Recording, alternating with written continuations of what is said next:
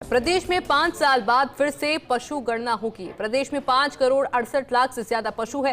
माना जा रहा है कि 5 साल बाद इनकी संख्या बढ़ सकती है, लेकिन पशुपालकों की संख्या में पिछले 5 सालों के दौरान कमी आई है।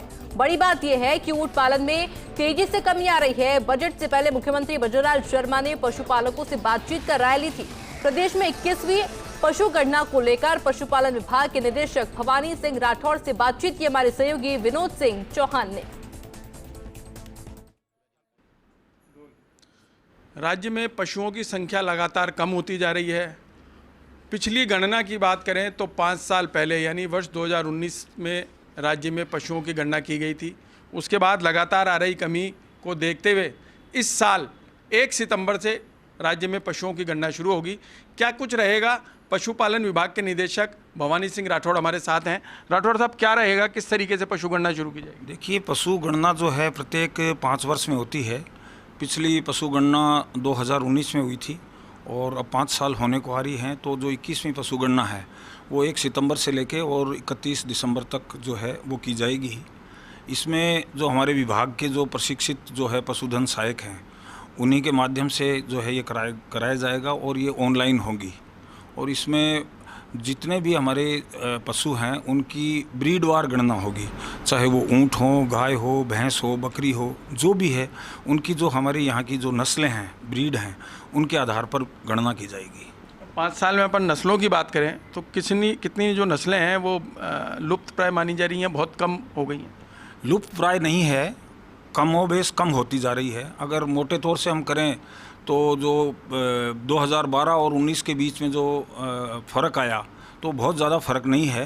5 करोड़ 77 लाख कुल पशुधन था, जो 19 में जाके 5 करोड़ 68 लाख के करीब हुआ है। तो ये है, कुछ विशेष तौर से जैसे सीप है, कैमल है, इनमें बहुत ही सिग्निफिकेंट जो है डिक्रीज़ हुआ है। और उसकी वजह आप देख ही रहे हैं कि सिंथेटिक जो है ऊन वो आ गई है। और उसके अलावा कैमल में भी है जो उसका उपयोग कम होता जा रहा है, क्योंकि जो खेतों में जो जोत है उसमें सारा मैकेनाइज हो गया। ट्रांसपोर्टेशन सिस्टम भी जो है, इस वजह से जो है इन दोनों की उपयोगिता कम होती जा रही है। क्योंकि संख्या सबसे ज़्यादा है, ऐसा क्या यूज आता है बकरियों का जो 2 करोड़ 84 लाख पिछली गणना की माने तो?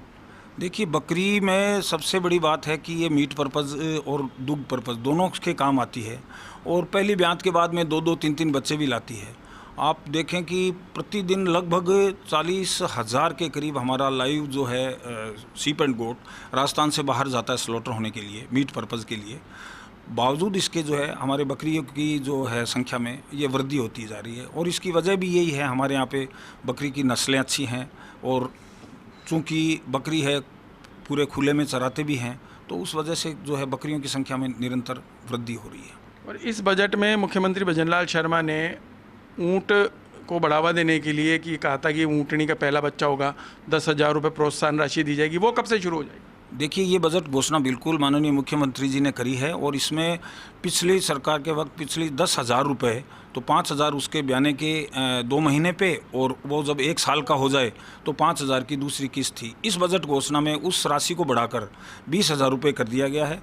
जो 2 महीने का टोडिया होगा उस पर जो है उसको 10,000 रुपये, और 1 साल का हो जाएगा उसके बाद में उसको 10,000 रुपये की दूसरी किस्त जो है वो दी जाएगी। और ये अतिशीघ्र ही इसको हम शुरू कर रहे हैं। देखने वाली बात यह है कि जिस तरीके से राठौड़ साहब ने बताया कि बकरी की संख्या लगातार बढ़ती जा रही है, तो अगली गणना जो 4 महीने चलेगी उसमें कौन सा पशु राज्य में सबसे ज़्यादा संख्या दर्ज कराता है, ये तो देखने वाली बात होगी। लेकिन पशुपालकों का ख्याल रखने के लिए अब विभाग ने कमर कस ली है।